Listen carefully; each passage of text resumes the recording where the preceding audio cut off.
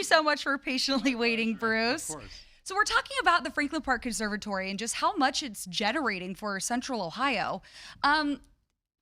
Why is this all happening now? I think. And if you can lean in a little closer to this. Sure. Thank you. Absolutely.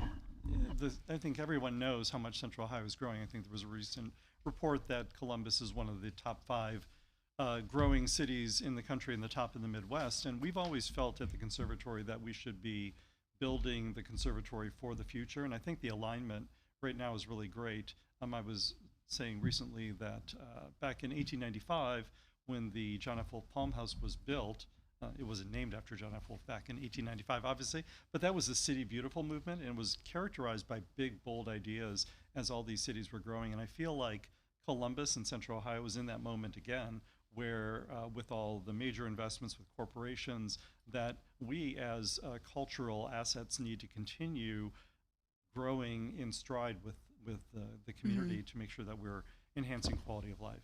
And when we're talking about jobs, right now you support 373 jobs. Yes. And you're projecting to top 900 by 2030. That's How do correct. you plan on doing that? Well, the expansion with the North Star Master Plan is pretty significant. If you go to the conservatory's website, you can see over 15 inspirational projects, including the historic renovation of the Palm House and the Show House. But those jobs come from not only our staff. We're going to have 7 acres of amazing new world-class gardens, but also construction jobs and other jobs coming from visitors to the conservatory. What else is a part of that big plan to turn the conservatory into a national destination, not just a destination within Ohio? Well, I think starting with the Palm House, which is the heart and soul of the conservatory, along with the Show House, built in 1895, those are important architectural spaces here in the state of Ohio. There are only 6 left in the country. And one of the big differences, I think, between the Palm House here in Columbus and other places like New York and Chicago and San Francisco is that all of the space in front of those beautiful architectural gems are going to be immersed with new world-class gardens. And just to give you an example, one garden will be 3 acres and transform from season to season with different colors, and really focus on more sustainability to kind of educate the public about that. So I think that's one example. We have a Chihuly glass collection, and we've been working with the Chihuly studio in Seattle to talk about the future of that collection. We'd like to create our own version of Chihuly Gardens in Glass to really celebrate the Chihuly collection. Our commitment to world-class horticulture starts with the Palm House with a new collection of understory palms and other tropical plants, many of which we acquired through Amazon for free, through a relationship with our tropical plant expert, Ron Galliardo, who worked there. So I think some really exciting things. We're trying to think big and bold, which I think is important in these transition times in Central Ohio. Right, and when I took part in Hat Day, probably 2.5, 3 years ago now, there was a big movement that, because of the age of the Palm House, it's time for new glass to make it more efficient and more effective at keeping everything alive. And, the plan was, all of those plants in the Palm House were going to have to either be protected somehow or moved. Yes. It's a massive undertaking. It is. Everyone loves the fiddly fig yes, in the Palm huge. House. It's over 100 years old. And so that plant, along with one other palm that has kind of a C shape or U shaped trunk to it,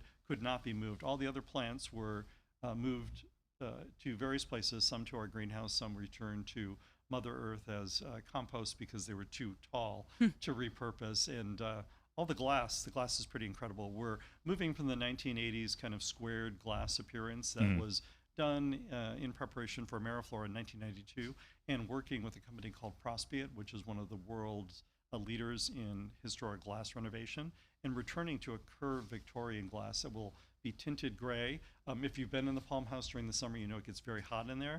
I can't tell you what the temperature will be, but there's a 1,000% improvement in ventilation with new venting systems and fans. So. Yeah. So beyond the economic numbers and all the changes that you're making, I know you guys have made accessibility a top of mind. You've gone from about emission from 2% of visitors to 25% when it comes to expanded free and reduced pricing. How important is it to expand accessibility for visitors? It is very important. I always tell the story of being a kid growing up in Detroit and going on a family vacation in our car with 6 of us and stopping at the School of Horticulture in Niagara Parks. And at 10 years old, probably, that was the moment that I realized I wanted to become a horticulturist. And so I feel I think it's very important to make sure that everyone in this community and visitors from out of the state have the opportunity to access nature and to find their place in their career in the future.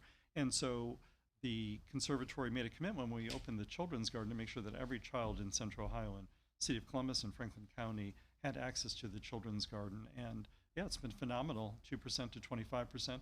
There's a significant cost that goes along with that, and so we're always looking for corporate sponsorships. The cost is about $500,000 a year to welcome 25,000 visitors to the conservatory.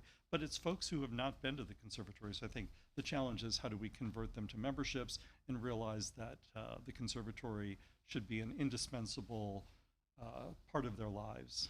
I'm just curious, how big are weddings and other events that you host at the conservatory a part of everything that you generate? It is. So when I started the conservatory in 2007, our operating budget was 4%, and through the successful implementation of those 10 major capital projects, the Wells Barn, the community garden campus and such, we've grown our revenue to $17 million, so quadrupling our revenue.